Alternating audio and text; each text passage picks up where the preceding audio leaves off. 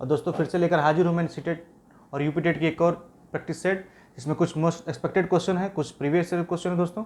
तो चलिए एक एक ऑप्शन को समझते हुए चलेंगे। तो आज की क्लास स्टार्ट करते हैं दोस्तों।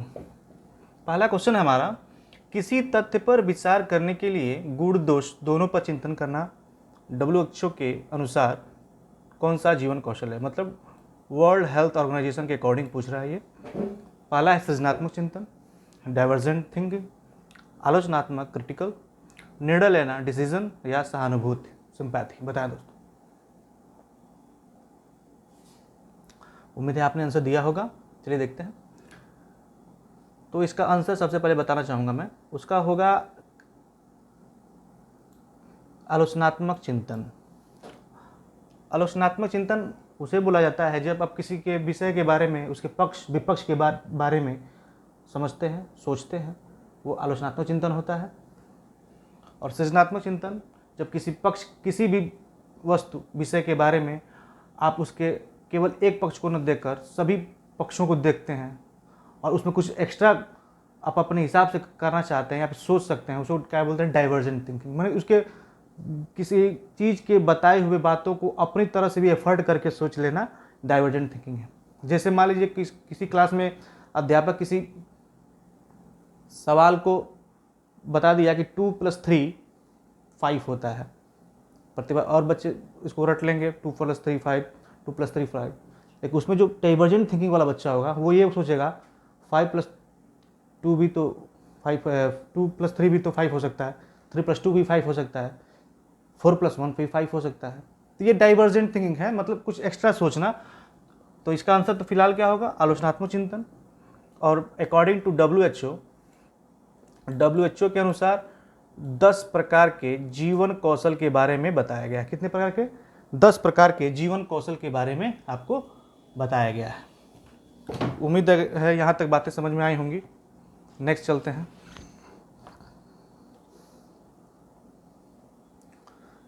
नेक्स्ट है हमारा,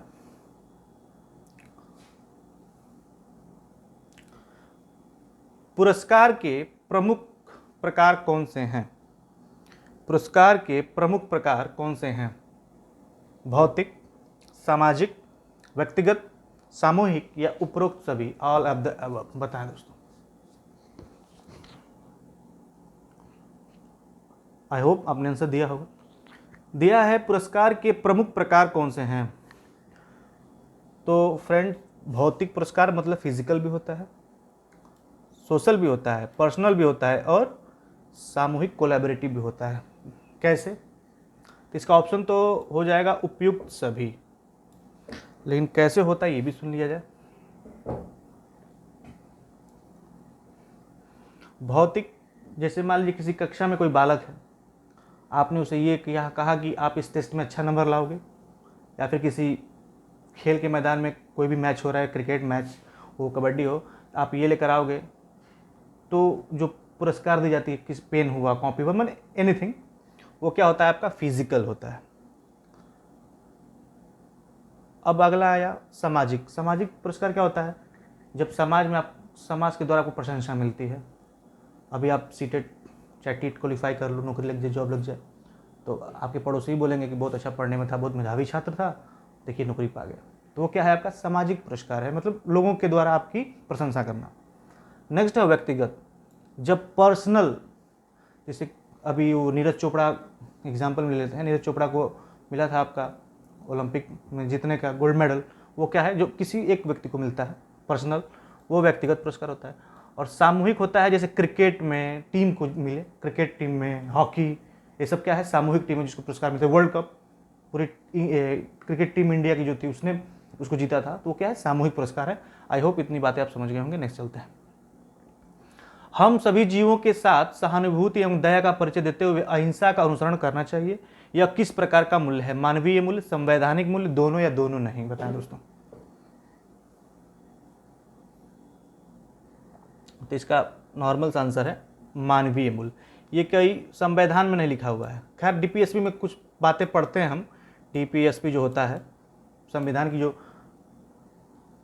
भाग 4 है, उसमें है आपका डीपीएसपी है जो 36 to 51, तक बताती है। इसमें राज्य की नीति नहीं दे सकता, तो मैं कुछ हैं बातें कि हमें जीवों पर दया करनी चाहिए, झीलों को सुरक्षा के लिए गंदा नहीं करना चाहिए, तमाम सारी बातें हैं, मानवीय मूल्यों का ध्यान रखना चाहिए सब। लेकिन ये उसको आप पालन करो ना करो, इस पर जो बाउंडेशन नहीं है कि भाई इस पर आपको कोई दंड नहीं दिया जाएगा। तो इसका आंसर होगा दोस्तों ये मानवीय मूल्य, ये आपका आंतरिक गुण है कि आप जो दया का भाव है, प्रशंसा का भाव है, ईर्ष्या का भाव है, ये सब क्या है आपका मानवीय गुण है, ह्यूमन नेचर है। ये अपने आप जैसे आपका व्यक्तित्व होगा, आपका जैसे परवरिश होगा, एनवायरमेंट होगा, वैसे आपके अंदर आ जाएगा। ये तो मानवीय मूल्य, इसका आंसर क्या होगा ए। नेक्स्ट है हमारा, मूल्य वह है जो मानव इच्छाओं की तुष्टि करे। यह परिभाषा किसने दी? मेयर्स, रॉस, अर्वन या स्टील? तो दोस्तों इसका ये परिभाषा किसने दी थी? अर्वन ने। इसको बस याद कर लीजिएगा एज इट इज। अभिप्रेरणा का क, ख या एक्स वाई सिद्धांत किसने दिया था? मैक्लीलैंड, मैकग्रेगर, हवर्नबर्न या फ्राइड? बताएं दोस्तों।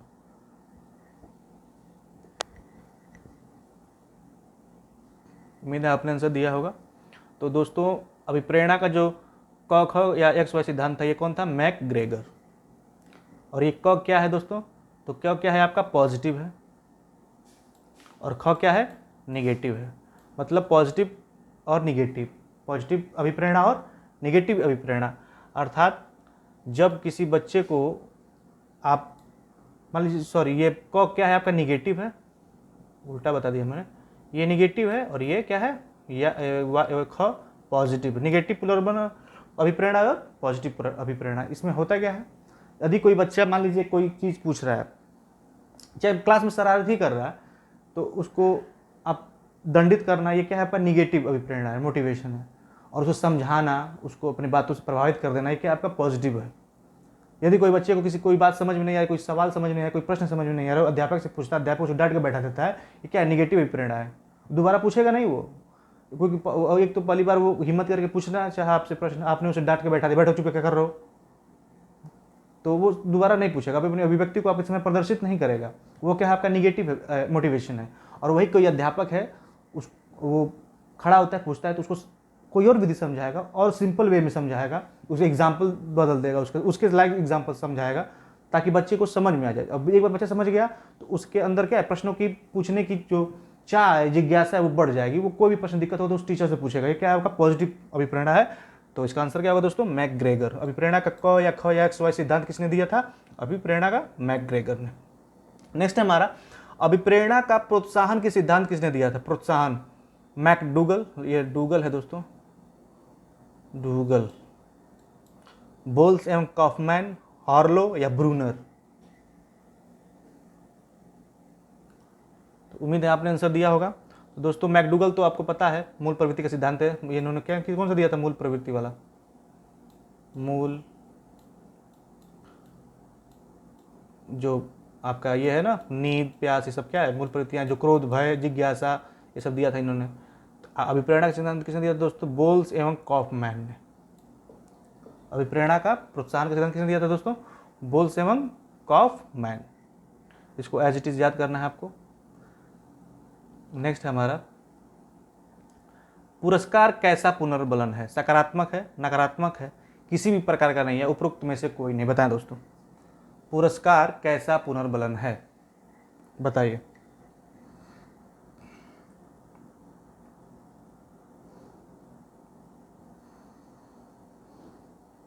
बताएं दोस्तों।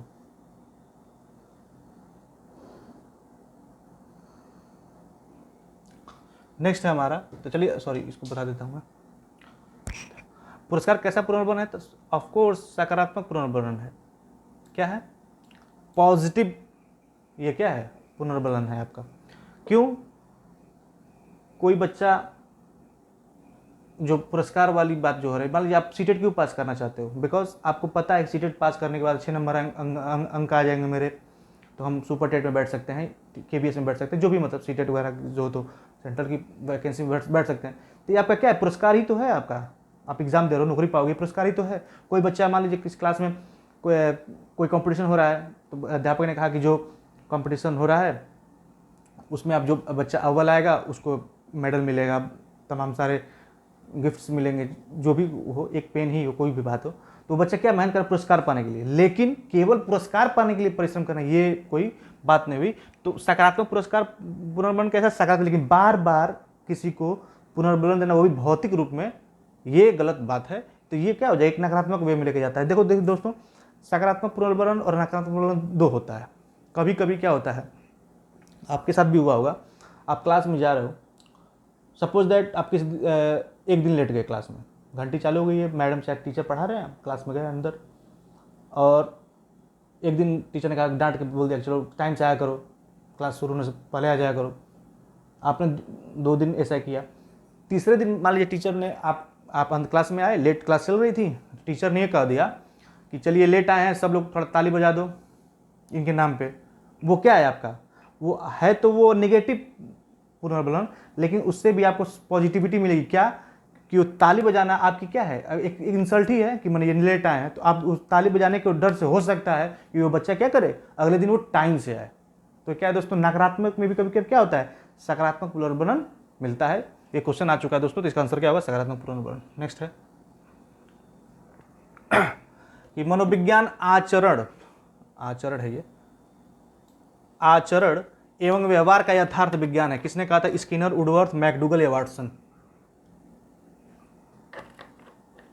बताएं दोस्तों, मनोविज्ञान आचरण एवं व्यवहार का यथार्थ विज्ञान है।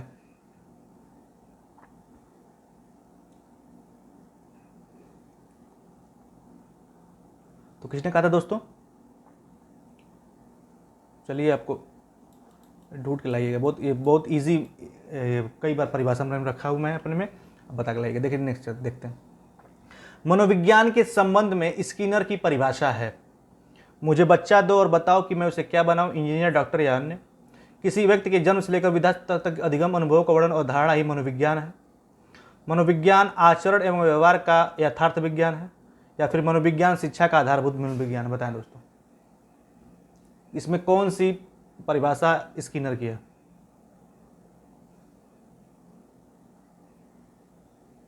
चलिए देखता हूं। तो दोस्तों ये तो बड़ी फेमस है और इंपॉर्टेंट भी है, इसको इंपॉर्टेंट मार्क कर लीजिए आप स्टार बना के। क्या कि मुझे बच्चा दो और बताओ कि मैं उसे क्या बनाऊं, इंजीनियर, डॉक्टर या किसी की बात है दोस्तों। तो ये वाटसन साहब कहते हैं, जिसने व्यवहारवाद को दिया था। वाटसन, किसने कहा है दोस्तों, ये वाटसन का कथन है, वाटसन का है दोस्तों। और कब दिया था ये आपका, तो ये दिया था 1913 में। 1913 में उन्होंने दिया था, मुझे बच्चा दो, मैं जो भी आप मुझे बच्चा दे दो, नवजात शिशु दे दो, उसे आप जो कहोगे वकील, इंजीनियर, डाकू, चोर, कुछ भी बना सकता हूँ। मतलब ये व्यवहारवाद की बात करते हैं। किसी व्यक्ति के जन्म से लेकर वृद्धावस्था तक के अधिगम अनुभव का वर्णन और धारणा ही मनोविज्ञान है। किसने कहा था दोस्तों, तो क्रो एंड क्रो,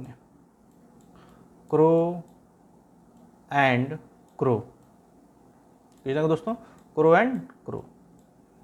नेक्स्ट है हमारा, मनोविज्ञान आचरण और व्यवहार का यथार्थ विज्ञान है। किसने कहा था दोस्तों, तो मैकडूगल ने। आपको समझ में आ गया होगा मैं वहां पे क्यों नहीं बताया हूं, मैकडूगल ने कहा था दोस्तों। किसने कहा था, मैकडूगल ने। ये सेम दिया था इसलिए नहीं बताया था, देखिए यहाँ पे सेम दिया ना, आचरण विज्ञान के यथार्थ। किसने कहा था दोस्तों, मैकडूगल। आपको आंसर मिल ही गया होगा आपको। नेक्स्ट है हमारा, एक ही बच जाता है दोस्तों, ये किसका कथन है, ये है स्किनर का। किसका है दोस्तों, स्किनर का है ये आपका स्किनर का है, इसको नोट कर लीजिएगा एज इट इज। नेक्स्ट हमारा, व्यवहार के कारण व्यवहार में आया परिवर्तन अधिगम है। यह कथन निम्नलिखित में से किस मनोवैज्ञानिक का है, William Wordsworth, BF Skinner, JP Guilford, IJ के सीटेट में आ चुका है दोस्तों, जो एग्जाम हुआ था पिछला प्रीवियस ईयर का, पहला ही क्वेश्चन प्राइमरी लेवल 1 का ये था क्वेश्चन, पहला ही क्वेश्चन था कि व्यवहार के कारण। ये आपका एग्जाम में आ चुका है, सीटेट का ही क्वेश्चन है दोस्तों। ये क्या है आपका, सीटेट, अब पहला क्वेश्चन था दोस्तों ये। तो इसमें ज़्यादा देर नहीं करेंगे दोस्तों। तो व्यवहार के कारण व्यवहार में आया परिवर्तन ही अधिगम है। किसका बात है दोस्तों, कौन कर रहा है, जेपी गिलफोर्ड ने कहा था। इसकी बात क्या मतलब क्या हुआ दोस्तों, देखिए हर ऑप्शन समझते चलिए आप लोग। इसका मतलब ये हुआ कि जब हम किसी को, सपोज दैट आप कोई बच्चा है, उससे घर में कोई सभी अच्छे चरित्र वाले हैं, अच्छे आचरण वाले हैं, तो निश्चय है कि मतलब वो अच्छा लड़का होगा, चरित्र अच्छा होगा, उसका व्यवहार अच्छा होगा। और किसी वही बात और किसी कोई बच्चा अपराधी का है तो उसको सबसे पहले क्या देते बैकग्राउंड, क्या पता उसके घर के लोग, उसके माँ पिता, चाहे आसपास के लोग, चाहे उसके घर के लोग अपराधी प्रवृत्ति के हों, तो नो डाउट वो बच्चा अपराधी प्रवृत्ति का ही होगा, क्योंकि जो जैसे देखेगा वैसा वैसा वो करेगा। तो यही बात कौन कहता है दोस्तों? तो जेपी गिलफोर्ड करता है। नेक्स्ट है हमारा, भाषा के अर्जन में विकास के लिए सर्वाधिक संवेदनशील अवधि कौन सी है? मध्य बाल्यावस्था, किशोरावस्था, जन्मावधि अवस्था या प्रारंभिक बाल्यावस्था? बताएं दोस्तों।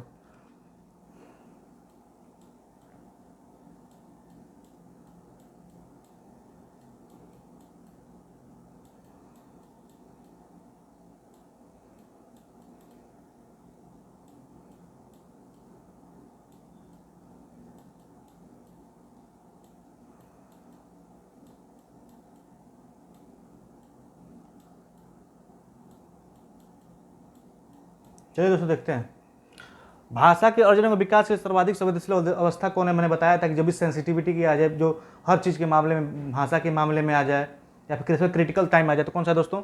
मध्य बाल्यावस्था का कितने साल का होता है? 6 से 11 साल, मैंने लिख दिया है। किशोरावस्था 12 से 18 साल, जन्म पूर्ण अवधि 9 माह तक या 280 दिन भी दे सकता है। लेकिन सबसे जो सेंसिटिव एज कौन सी होती है दोस्तों? तो 3 से 6 वर्ष, जो प्रारंभिक बाल्यावस्था 3 से 6 वर्ष, इसमें बच्चा जो सुनता है वही बोलता है, वही दोहराता है, उसको दोहराने की प्रवृत्ति भी तो ज़्यादा इसी में होती है। तो कौन सा है दोस्तों? प्रारंभिक बाल्यावस्था 3 से 6 वर्ष, कई बार बता चुका हूँ उसको। अवधारणाओं को विकास का मुख्य रूप से निम्नलिखित का हिस्सा है। अवधारणाओं का विकास मुख्य रूप से निम्नलिखित का हिस्सा है। भावनात्मक विकास, बौद्धिक विकास, शारीरिक विकास या सोशल डेवलपमेंट? बताएं दोस्तों। अवधारणाओं का विकास मुख्य रूप से निम्नलिखित का हिस्सा है। इसका हिंट दे रहा हूं दोस्तों, अगर आप किसी व्यक्ति को के बारे में कुछ भी सोचते हो तो आप जो उसकी आप कॉन्सेप्ट बना रहे हो आप कि वो कैसा है, अच्छा है, बुरा है, जैसा भी हो, तो आपका कॉन्सेप्ट कहाँ बन रहा है? कॉन्सेप्ट मेकिंग प्रोसेस कहाँ हो रही है? आपके दिमाग में। तो दिमाग का मतलब क्या होगा? कॉग्निटिव डेवलपमेंट में आपका वो हो रहा है। तो क्या हुआ दोस्तों? आपका बौद्धिक विकास। अवधारणाओं का विकास मुख्य रूप से निम्नलिखित का हिस्सा कहाँ है? आपका कॉग्निटिव, मतलब दिमाग में बनता है ना, आपका कैसा कॉन्सेप्ट बना रहे हो आप किसी के सामने वाले के प्रति, तो that is only depend on your mind. Next, विकास का संबंध होता है परिपक्वता से, अभिवृद्धि से, आयु से या उपयुक्त सभी से? बताएं दोस्तों। कई बार डिस्कस किया हमने इस क्लास में, या फिर रीट वाले भी क्लास में मैंने जितने प्रैक्टिस सेट लिए थे उसमें भी डिस्कस किया हुआ है कि जो ग्रोथ होता है, ग्रोथ इज शॉर्ट टर्म और development is broad sense. Because जो डेवलपमेंट होता है दोस्तों, उसके अंदर ही आपका सब आ जाएगा, आपका परिपक्वता भी आ जाएगा, अभिवृद्धि भी आ जाएगी, आयु भी आ जाएगी, मतलब जितने भी डेवलपमेंट होते हैं, जितने भी सब किसके अंदर आ जाएंगे दोस्तों? आपके अनुभव भी किसके अंदर आ जाए? डेवलपमेंट। तो विकास क्या होता है? वोम टू टर्म, मतलब जन्म से लेकर कब्र तक चलने की प्रक्रिया क्या कहलाती है? विकास कहलाती है, मतलब डेवलपमेंट कहलाती है। तो अवृद्धि और परिपक्वता, मैच्योरिटी एक लेवल से जाकर रुक जाएगी, वृद्धि रुक जाएगी, एक लेवल में जाकर रुक जाएगी। तो दोस्तों तो क्या पूछ रहा है? विकास से संबंध होता है, तो इससे भी होता है, इससे भी होता है, इससे भी होता है, तो इसका मतलब आपका उपयुक्त सभी से आंसर हो जाएगा। आई होप आपने ये आंसर सही दिया होगा। देखिए बहुत अच्छी क्वेश्चन है और ये आ चुका है दोस्तों। कबीर के दोहे याद कर लेने पर भी एक बालक को रहीम के दोहे याद करने की शक्ति में सुधार नहीं होने का इनमें से कौन सा प्रमुख कारण है? सकारात्मक, दोनों स्थितियों में समानता, शून्य स्थानांतरण, समानता। ये सीटेट का क्वेश्चन है दोस्तों।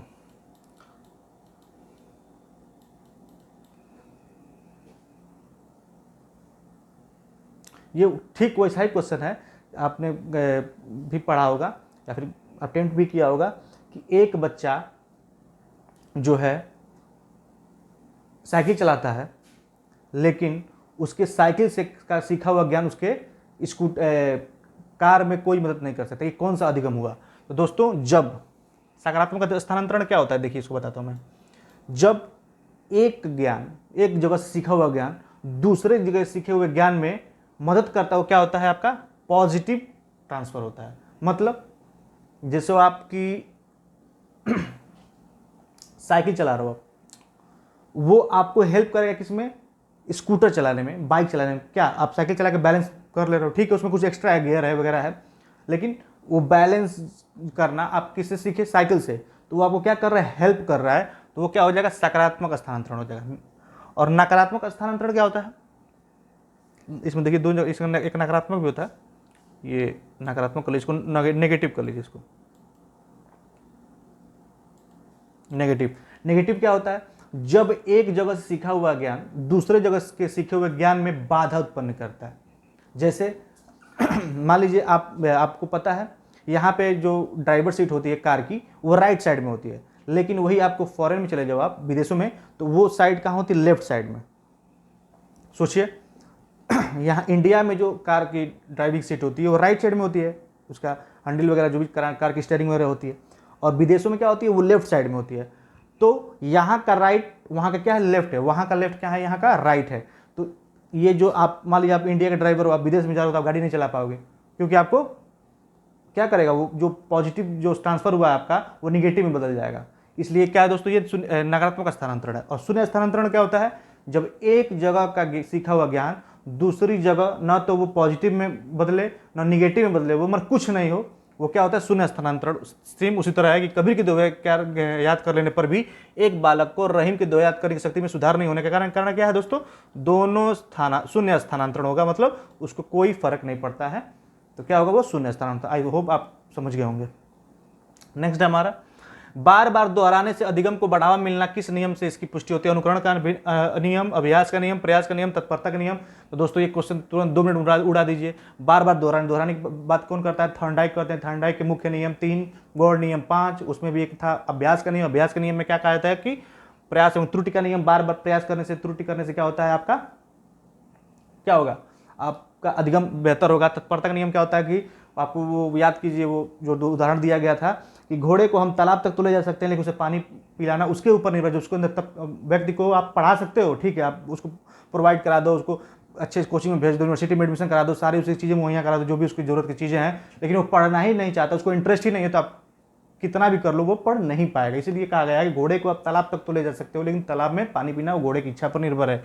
तो इसमें क्या होगा दोस्तों, बार बार दोहराने से अभिवृत्ति क्या होती है, जब कोई भी चीज़ आपको याद नहीं, उसको बार बार आप प्रैक्टिस करोगे तो क्या होगा, वो अभ्यास का नियम। से क्या बोलते हैं दोस्तों, अभ्यास का नियम। प्रयास एवं त्रुटि का नियम क्या होता है, ट्राई एंड एरर थ्योरी। ये भी कौन दिया था दोस्तों, थॉर्नडाइक ने दिया था। ये तीनों क्या है दोस्तों उसके, तत्परता के नियम, प्रयास का नियम, ये सब क्या है आपके मुख्य नियम है। आप 5 गौड़ नियम है। अब किसने दिया था दोस्तों, ये आपको कौन दिया था, थॉर्नडाइक ने, आप जानते हैं।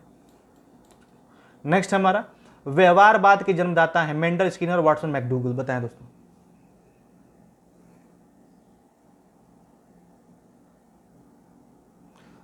उम्मीद है आपने आंसर दिया दोस्तों। देखिए, अगर पूछे व्यवहार शब्द का प्रयोग, तो व्यवहार शब्द का प्रयोग सबसे पहले 1905 में मैकडूगल ने किया था। शब्द का प्रयोग दोस्तों, वर्ड का प्रयोग किसने किया था, मैकडूगल ने किया था। एक उन्होंने किताब लिखी थी, the outline of psychology, the outline of psychology, उसमें इन्होंने मैकडूगल ने ये लिखा था, 1905 में दिया था। उसने सबसे पहले व्यवहार जो बिहेवियरिज्म का वर्ड का यूज़ किया था। लेकिन जो वाटसन है, इन्होंने प्रॉपर तरीके से 1930 में, अब बता चुका हूँ पिछले स्लाइड में कि 1930 में सबसे पहले इन्होंने व्यवहारवाद का प्रयोग किया था। व्यवहारवाद एक सब्जेक्ट ही लेकर आए, बिहेवियरिज्म। जब उसी में ये उन्होंने दिया था क्या कि आप मुझे अबोध बालक दीजिए, मैं उसे इंजीनियर, डाकू, चोर कुछ भी बना सकता हूँ। ये किसका बात है दोस्तों, व्यवहारवाद का बात है, बिहेवियरिज्म की बात है। ये किसने, कौन कहता है दोस्तों, वाटसन कहता है। तो शब्द पूछे तो मैकडूगल और व्यवहार के जनक पूछे तो वाटसन।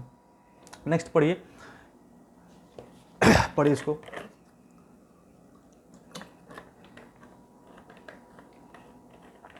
एक शिक्षक होने के नाते आए सीखने के किस नियम को नहीं अपनाएंगे। एक शिक्षक होने के नाते आप सीखने के नियम को, आप है ये, तो दोस्तों आंशिक क्रिया के नियम बताएंगे। किसी भी चीज़, छोटे बच्चे हैं ना, आप प्राइमरी लेवल पे पढ़ा रहे हो, जूनियर लेवल में भी 8 तक बच्चे हैं, कितना बड़े बच्चे हो जाएंगे। तो आंशिक क्रिया का नियम क्या होता है कि किसी भी चीज़ को छोटा छोटा करके छोटे छोटे हिस्से में पढ़ाओ। अब एक ही बार उनको बड़ा पढ़ा दोगे तो बच्चे का इंटरेस्ट खत्म हो जाएगा, हो सकता है वो हतोत्साहित भी हो जाए। इसलिए आप किसी भी चीज़ को, पोएम को भी याद करने दे रहे हो, जैसे हम, इसीलिए हम लोग क्या पढ़ाते हैं, पहले वर्ड पढ़ाते हैं, पहले गोली बनाना, फिर पाई खींचना, फिर इसे निकालना, तो क्या होता है तब जाके वो क बनाना सीखता है। क्या आंशिक क्रिया का नियम ही तो फॉलो हो रहा है। आप उसको वर्ड क्या, तो पहले अ, आ, ई, उससे फिर अ से फिर उसको बताना सिखाएंगे, फिर क से कल, जल, तल, फिर उसकी मात्राएं। मतलब ये सब क्या है, किसी भी चीज़ को छोटे छोटे करके टुकड़ों में पढ़ाएंगे आप तो बच्चा जल्दी सीखेगा। एक स्टेज होता है, प्रॉपर स्टेज होता है। तत्परता का नियम भी होता है, अभी मैंने बताया। अभ्यास का नियम होता है, लेकिन प्रलोभन का ऐसा कोई नियम नहीं तो है, जो बिल्कुल गलत है, यही आपका आंसर हो जाएगा। नेक्स्ट है, निम्न में से कौन सा उदाहरण अधिगम को प्रदर्शित करता है। निम्न में से कौन सा उदाहरण अधिगम को प्रदर्शित करता है। हाथ जोड़कर अभिवादन करना, स्वादिष्ट भोजन देखकर मुंह से लार का आना, चढ़ना भागना में केवल 3-5 वर्ष की अवस्था में उपरोक्त सभी। बताएं दोस्तों, ये भी क्वेश्चन आ चुका है दोस्तों, ये प्रीवियस ईयर का क्वेश्चन है। तो आपको पता है कि यहाँ देखिए, स्वादिष्ट भोजन देखकर मुंह में ला रहा नहीं है तो स्वाभाविक क्रिया है, ये आपका क्या है, आपका नेचर है। जैसे कुत्ते का वो घंटी की आवाज़ सुनकर या फिर भोजन देख क्या जाता है मुंह में उसके ला रहा जाता है, क्या है, तो स्वाभाविक क्रिया है दोस्तों। तो ये इससे आपका अधिगम थोड़े ना हो रहा है। चढ़ना भागना ये भी आपका स्वाभाविक क्रिया भी नहीं है, तो उपरोक्त सभी नहीं होगा, ये आपका आंसर होगा दोस्तों। हाथ जोड़कर अध्यापक का अभिवादन करना। अधिगम किसे कहेंगे? अधिगम दो तरीकों का होता है, अस्थाई, अस्थाई। तो जो अस्थाई रूप से परिवर्तन करे वो क्या है, अधिगम है। जैसे जो आपके शिक्षण से जो अस्थाई शिक्षण से आपका अधिगम हो वो क्या है, अस्थाई अधिगम है। प्रशिक्षण से आपका जो अधिगम हो वो अस्थाई हो, वो अधिगम है। फिर आपका अनुभव से जो आपका अधिगम होता है वो क्या होता है, अधिगम कहलाता है। जैसे मैं देखिए यहाँ पे मतलब प्रशिक्षण, उसके बाद अभ्यास,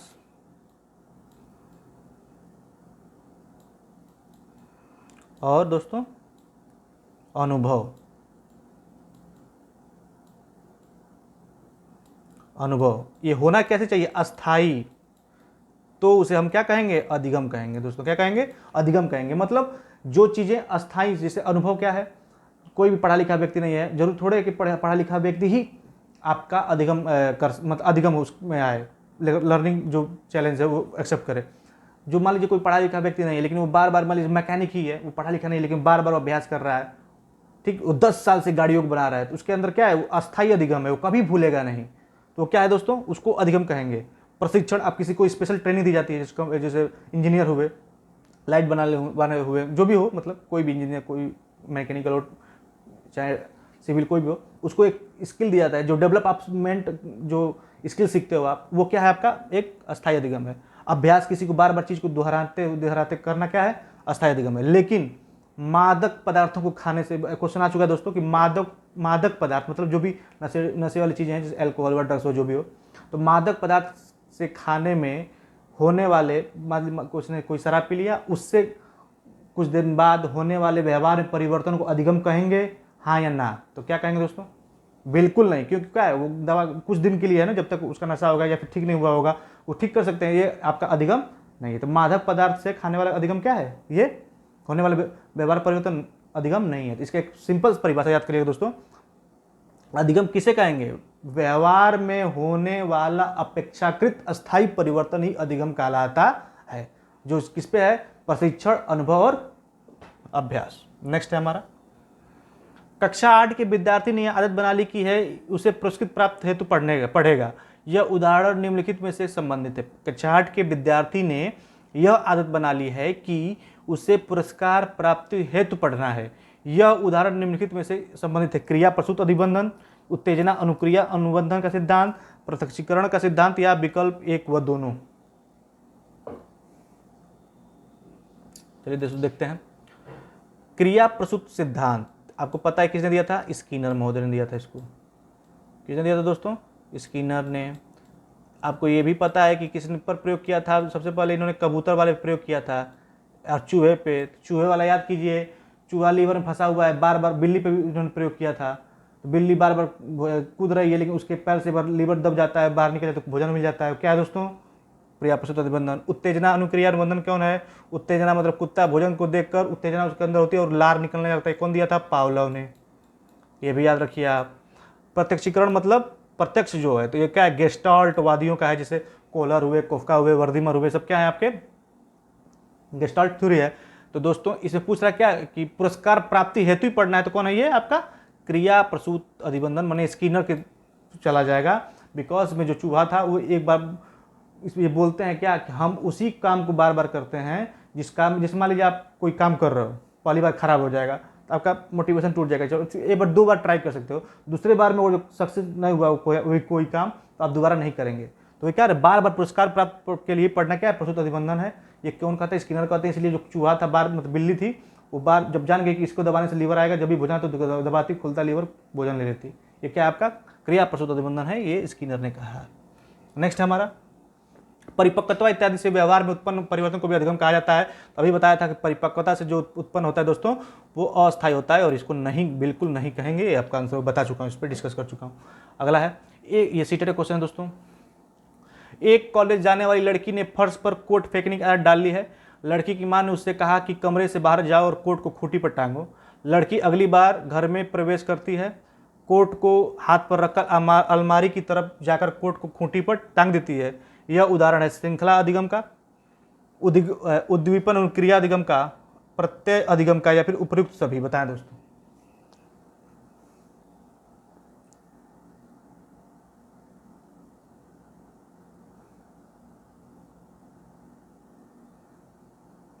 बताएं दोस्तों।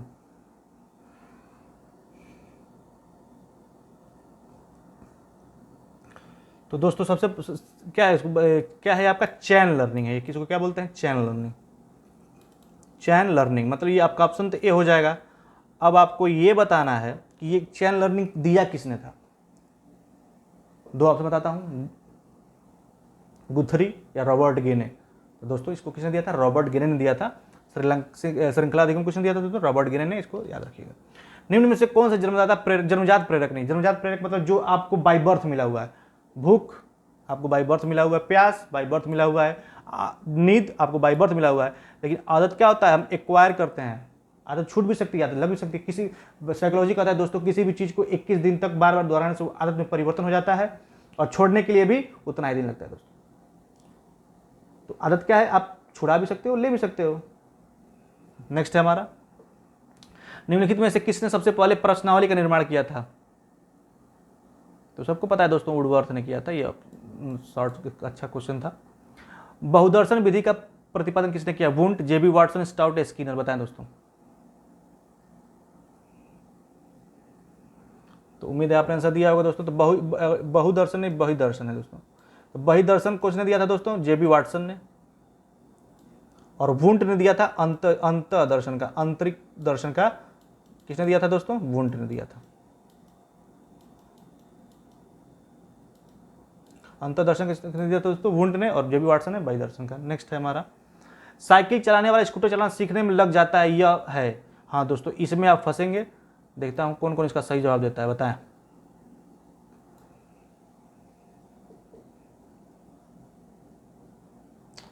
चलिए देखते हैं दोस्तों। अभी तो मैंने ये बताया था कि जब साइकिल चलाना जो बैलेंस का सिस्टम होता है, आप स्कूटर या बाइक चलाते हो तो आप बैलेंस कंट्रोल कर लेते हो। वो क्या है? आपका एक पॉजिटिव ट्रांसफर है, धनात्मक स्थानांतरण है। लेकिन उसके बाद भी धनात्मक में भी कौन सा स्थानांतरण है? तो ये देखिए ऑप्शन आ चुका है। तो जब आप किसी चीज को सीखते हैं और दूसरे जगह वो आपको हेल्प करता है तो ये नो डाउट वो तो पॉजिटिव हो ही जाएगा। लेकिन अगर वो चीज जो है सेम टू सेम है तब तो वो क्या होगा?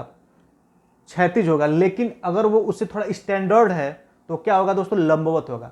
साइकिल क्या है? साइकिल में ब्रेक होता है, पॉडल होता है, मारते हुए चलता है, आप फिजिकल उसमें स्ट्रेंथ लगती है। लेकिन स्कूटर में क्या है? सब इंजन का है, आप गियर है, क्लच है, उसमें साइड देखना है, किक मारना है, सेल्फ लेना है, जो भी हो।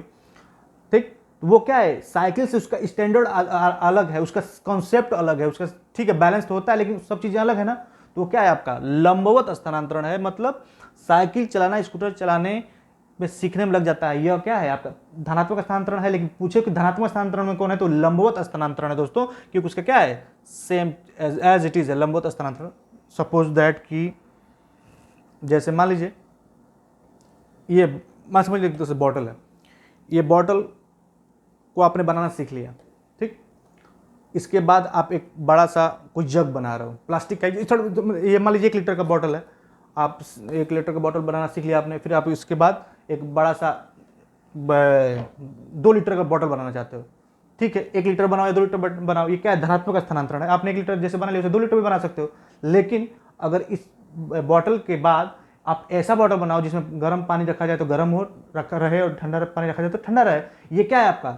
आपने उसमें कुछ एक्स्ट्रा चीज़ें जोड़ी ना, उसमें आप कुछ और मटेरियल यूज़ करोगे ताकि ठंडे में ठंडा पानी रखो ठंडा रहे, गर्म रहे तो रखो तो गर्म रहे। इसमें क्या है? वो आपका ट्रांसफर तो हुआ, आपका अनुभव ट्रांसफर हुआ है, अधिगम भी ट्रांसफर हुआ, लेकिन वो इसका क्या है, उसका स्टैंडर्ड बढ़ गया है, आप उसमें कुछ और एक्स्ट्रा आप दिमाग लगाए हो, कुछ और एक्स्ट्रा आप सीख रहे हो, वो क्या है, आपका लंबवत स्थानांतरण है। आई होप आपको समझ में आ गया होगा। तो इसका आंसर क्या होगा दोस्तों, लंबवत स्थानांतरण। नेक्स्ट है हमारा टीएटी व्यक्तिगत परीक्षण की कौन सी विधि का प्रकार है। ये मोस्ट मोस्ट मोस्ट इंपॉर्टेंट है, इसको आप लिख लीजिए, वेरी इंपॉर्टेंट, हर बार आ ही जाता है कहीं ना कहीं से। दोस्तों बताइए,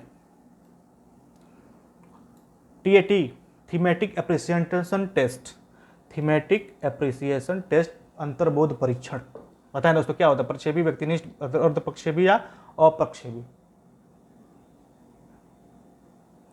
देखिए दोस्तों, इसका आंसर तो होगा अप्रक्षेपी। तो हो सकता है ये पूछे, या फिर ये भी पूछ सकता है कि टीएटी में कितने कार्ड होते हैं। दोस्तों ये इंपॉर्टेंट है कि टीएटी में जो पूछ देगा कि टीएटी जो थीमेटिक एप्रिसिएशन टेस्ट होता है, अंतर्बोध परीक्षण होता है, ये किसको किसने दिया था, ये पूछ सकता है दोस्तों। तो मुर्रे और मॉर्गन ने दिया था, मुर्रे और मॉर्गन, ये नोट कर लीजिए आप, मुर्रे और मॉर्गन, मुर्रे और मॉर्गन ने दिया था, ये नोट कर लीजिए आप। उसके बाद ये पूछ सकता है, इसमें देखिए कितने क्वेश्चन बन सकते हैं, इससे ये पूछ सकता है कि इसमें कितने कार्ड होते हैं। तो टोटल कार्ड होते हैं दोस्तों 31, नंबर ऑफ कार्ड जो होते हैं कितने होते हैं दोस्तों, 31। इसमें भी पूछ सकता है कि कितने कौन से कार्ड होते हैं। तो दोस्तों 10 कार्ड होते हैं मेल के,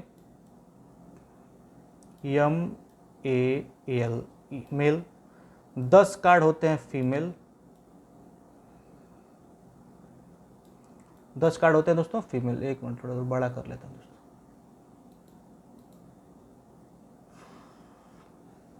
ठीक, 10 कार्ड होते हैं दोस्तों फीमेल,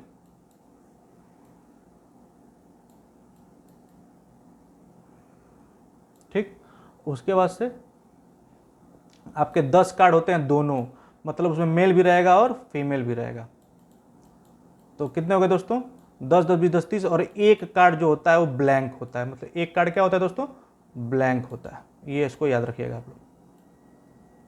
एक कार्ड क्या होता है, ब्लैंक होता है। मतलब टीएटी व्यक्तिगत परीक्षण की कौन सी विधि है, प्रक्षेपी विधि है। मुरे और मॉर्गन ने दिया इसको, इसमें टोटल कार्ड 31 होते हैं, जिसमें 10 कार्ड पुरुष के, 10 कार्ड महिलाओं के, 10 कार्ड में पुरुष महिलाएं दोनों के चित्र होते हैं, और एक कार्ड क्या होता है उसमें कोई चित्र नहीं होता है। इससे आपका व्यक्तिगत परीक्षण किया जाता है। कभी कभी ये पूछ लेता है कि टीएटी कौन सी किस परीक्षण का नाम है, तो व्यक्तिगत परीक्षण है। इसे दिया किसने, कहा तो मुरे और मॉर्गन ने। इसमें 31 कार्ड होते हैं, 10 पुरुष के चित्र होते हैं, 10 महिलाओं के चित्र होते हैं, 10 में 5 पुरुष 5 महिलाएं, जो भी मतलब उसका रेशियो होता होगा। और एक जो होता है कहना क्या होता है दोस्तों, ब्लैंक होता है, उस पर कोरा होता है, उससे कुछ नहीं होता है। नेक्स्ट है हमारा, आई होप आपको समझ में अच्छे से आया होगा। छोटे बच्चों को एक साथ बैठाकर कहानियां सुनाने से क्या होता है, उनकी याददाश्त तीव्र होती है, बिल्कुल नहीं। उनमें मिलकर काम करने की भावना पैदा होती है, उसमें कौन सा काम जब कहानी सुन रहे हैं तो दोस्तों उसमें क्या, उनमें जिज्ञासाओं की तृप्ति होती है, बस और कुछ नहीं। बालक व्यक्तियों का मुस्कान के साथ कब स्वागत करता है, बहुत अच्छी बात, ये हरलॉक का क्वेश्चन है दोस्तों, हरलॉक। अधिकतर काम इन्होंने किया है, इंपॉर्टेंट है दोस्तों, इसको नोट कर लीजिएगा कि बालक व्यक्तियों का मुस्कान के साथ स्वागत कब करने लगता है, पहले माह की अवधि में, दूसरे माह की अवधि में, तीसरे माह की अवधि में, या फिर चौथे माह की अवधि में। आपने देखा होगा कि बच्चा जब छोटा होता है तो किसी को पहचाने न पहचाने, बाजार भी जा रहे हो, कोई छोटा बच्चा आपको देख रहा है तो मुस्कुराएगा, उसकी माँ उसको गोद में ली हुई है, पीछे से आप आ रहे हो तो आपको देख के मुस्कुराएगा। तो ये भी आ सकता है कि वो कौन सी उम्र होती है जिसमें बच्चा हर व्यक्ति का मुस्कुरा कर स्वागत करता है। तो दोस्तों उसका एक ह्यूमन नेचर, तो कितने महीने बाद के प्रोसेस शुरू हो जाता है दोस्तों, तो ये कितने बार की बात हो जाता है, तीसरे महीने से बच्चा वो किसी को भी देखेगा तो क्या करेगा, आपका हंसेगा, ये आपका आंसर हो जाएगा। किसी को भी देखेगा तो क्या करेगा, मुस्कुराएगा, भले उसको इसलिए लगा कितने दिन से जान रहा है, तो क्या कर वो स्वागत करता है मुस्कान के साथ। वो कौन सा महीना है दोस्तों, तीसरे माह की अवधि में। आप अगला है सेकंड लास्ट, आप अपनी कक्षा में कुछ छात्रों को सुनकर 6 महीनों में उनमें होने वाले विकास की एक रिपोर्ट तैयार करना चाहते हैं, तो इसके लिए आप निम्न में से क्या चुनेंगे। दोस्तों मैं बता देता हूं, तो प्रत्येक माह उसका वजन तोलेंगे, केवल वजन तोलेंगे, उससे आपका उसका रिपोर्ट तैयार हो जाएगा। प्रत्येक माह उनके आकार में होने वाले परिवर्तन, आप तो केवल उसको वृद्धि के बारे में सोच रहे, विकास के बारे में सोच ही नहीं रहे हो, तो ये भी एक पक्ष का माप हो जाएगा। प्रत्येक माह उनकी लंबाई मापेंगे, ये भी वृद्धि है। प्रत्येक माह उनकी रुचियों, बिल्कुल इंटरेस्ट की बातें हैं, उनकी आदतों हैबिट्स के बातों में है, दृष्टिकोण, उनके एटीट्यूड एप्टीट्यूड, स्वभाव, पर्सनालिटी, बिहेवियर आदि में होने वाली परिवर्तनों की जांच करेंगे तो ये आपका क्या होगा, रिपोर्ट बेस्ड होगा और उसको ओवरऑल उसके सिनेरियो को रिप्रेजेंट करेगा। ओवरऑल एक सिनेरियो मिल जाएगा कि बच्चे की आदत कैसे है, एप्टीट्यूड कैसा है, हैबिट कैसा है, उसका बिहेव कैसा है, उसका इंटरेस्ट किस में है, उसका पूरा ओवरऑल सिनेरियो मिल जाएगा। तो आपको पता चल जाएगा कि वो कैसा है। मतलब उसको कोई रिपोर्ट कोई पहुंचेगा तो एक अच्छा खासा अंदाजा लगा सकता है कि वो बालक कैसा होगा। और आज का लास्ट क्वेश्चन है दोस्तों कि अपने आप कक्षा के बच्चों की ईमानदारी की शिक्षा देना चाहते हो तो इसके लिए आप अपने कक्षा के बच्चों के ईमानदारी की शिक्षा देना चाहते हो, इसके लिए आप क्या करोगे? ईमानदार बच्चों को पुरस्कृत करेंगे। ये बच्चों की ईमानदार व्यक्तियों की सफलता के बारे में उदाहरण देंगे। छोटा बच्चा है वो क्या जानता है कौन ईमानदार है, क्या सफलता है, उसको नथिंग। बच्चों को समझ में ईमानदारी महत्व विकास बड़े क्लासों के लिए सही है। बेईमान बच्चों को कठोर दंड देगा, दंड दे नहीं सकते आप, तो ये सरासर गलत है। तो केवल ईमानदार बच्चों को पुरस्कृत करेंगे। मतलब छोटे बच्चे हैं उनको उतना बोध है नहीं, तो उसमें मान लीजिए कोई बच्चा चोरी किया है, चाहे पेन उठा लिया है और अध्यापक एक क्लास में कहता है कि अगर किसी ने भी गलती से पेन उठा लिया है तो उसको दे दो। हाँ, मान लीजिए वो दे देता है तो बस उसके नाम पे आप एक बार ताली बजवा दोगे, चाहे उसको कुछ पुरस्कार दे दोगे, तो बच्चा कभी चोरी नहीं करेगा। या फिर उसको अच्छा लगेगा कि मैंने ये अच्छा काम है, इसको करने से मतलब नहीं करने से लोग खुश होते हैं और पुरस्कार देते हैं, फिर प्रशंसा करते हैं। That is the main thing. तो आप अपने कक्षा में ईमानदारी शिक्षा कैसे दे सकते हो। उम्मीद है आपको वीडियो पसंद आई होगी दोस्तों। मैंने पूरी कोशिश की समझाने के लिए। अगर फिर भी कोई कमी रह गई हो तो आप कमेंट बॉक्स में बता सकते हैं। तब तक के लिए बने रहें और देखते रहें लर्न विद एडू फंडा। और वीडियो पसंद आई हो तो लाइक करें, शेयर करें, सब्सक्राइब करें। धन्यवाद।